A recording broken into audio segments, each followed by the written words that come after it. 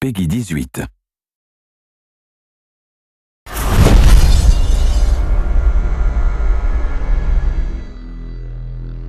Dishonored, for me, first of all, represents adding a new fictional place on the map of important non-existing cities. I draw and I paint, and I was an industrial designer, so technically I was formed to reproduce things that don't exist in a very realistic way.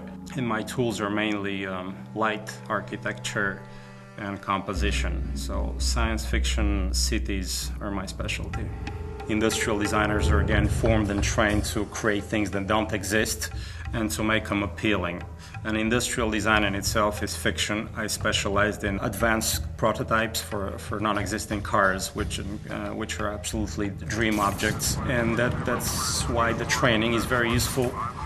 And historically, people like Sid Mead, who's designed Blade Runner, was an industrial designer, and he had the attention to detail and to craftsmanship to make up a world and make it very believable. So it's a very obvious relationship between science fiction and industrial design.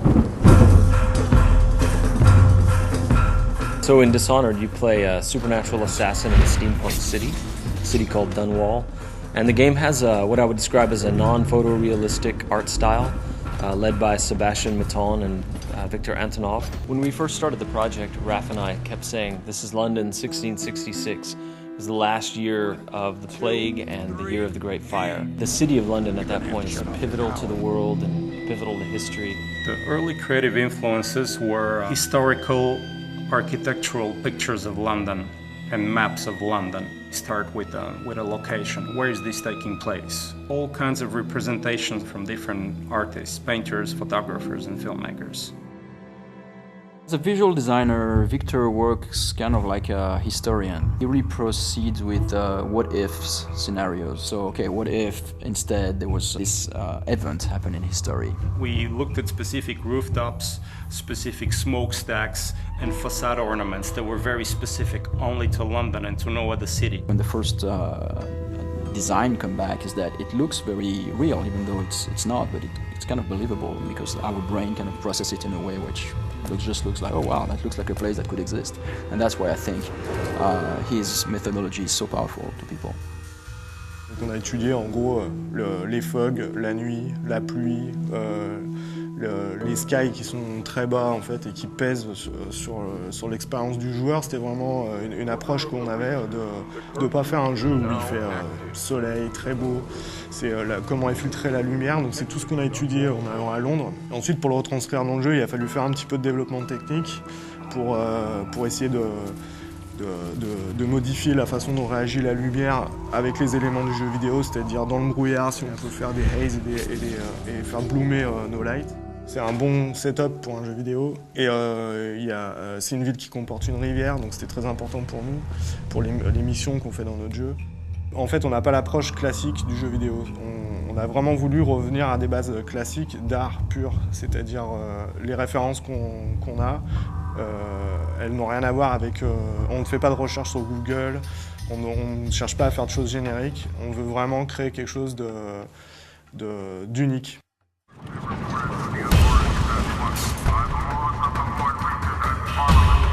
But the more we worked on the game, the more two things began to happen. As Raph and I and the team collaborated with Victor Antonov and Sebastian Maton, we started moving the game forward and forward in time, until we eventually got to some sort of 1800s. We also moved further and further away from the real world and eventually just said, okay, this is the city of Dunwall.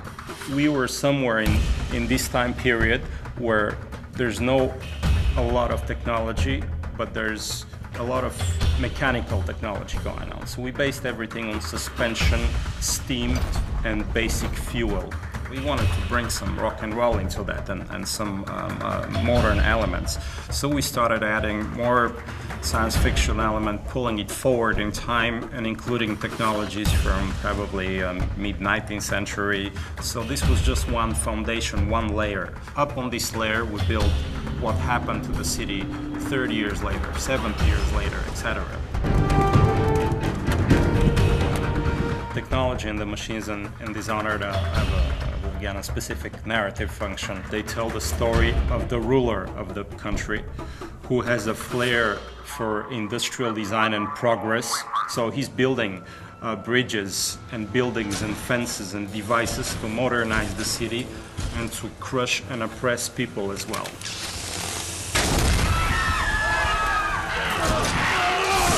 The whaling trade takes off, and there's a brilliant inventor called Sokolov, who's for us a little bit Rasputin, a little bit Da Vinci, a little bit John Dee, and he invents some devices and takes advantage of the volatile whale oil.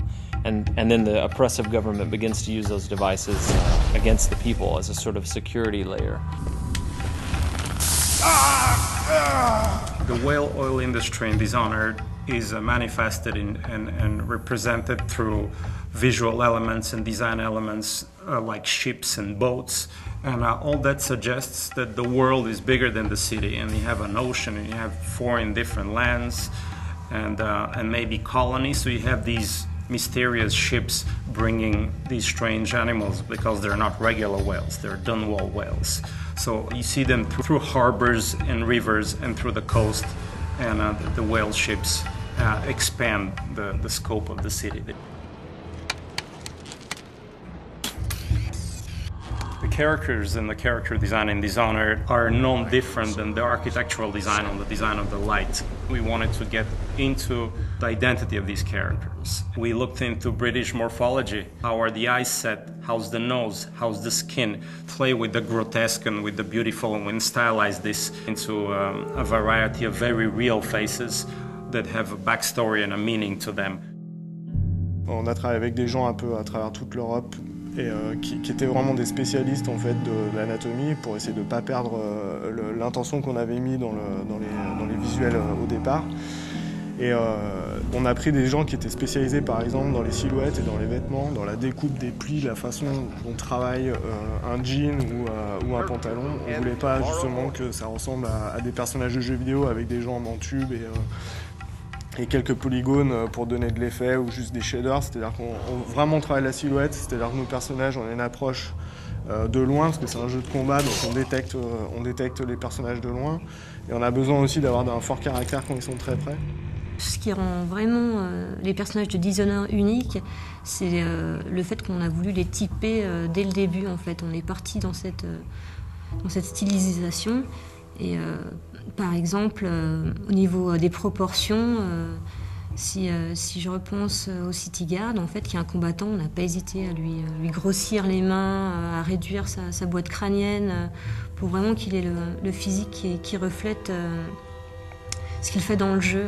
Et à l'opposé, on a par exemple les aristocrates qui sont beaucoup plus élancés, avec des fronts plus hauts, qui sont assez hautains, en fait, qui ont des visages vraiment durs. Ensuite, la deuxième approche, en fait, c'est de les passer en modélisation, en 3D pour le jeu. Et le but, c'est de ne pas perdre l'essence qu'on a dans la peinture, parce que c'était carrément de la peinture qu'on avait, c'était pas juste des croquis. Et garder ça en 3D. Donc là, la contrainte, c'était plutôt technique, c'est comment garder quelque chose un peu de vivant et pas de tout générique, tout lisse. En fait, ce travail de stylisation qu'on a réalisé sur nos personnages, on a aussi voulu l'appliquer sur nos animaux. Ce pas des animaux qu'on a l'habitude de voir, ils sont vraiment particuliers.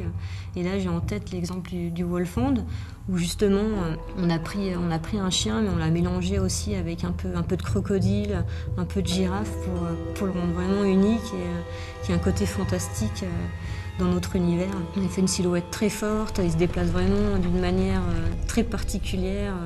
C'est pas un chien qu'on pourrait croiser dans la rue tous les jours.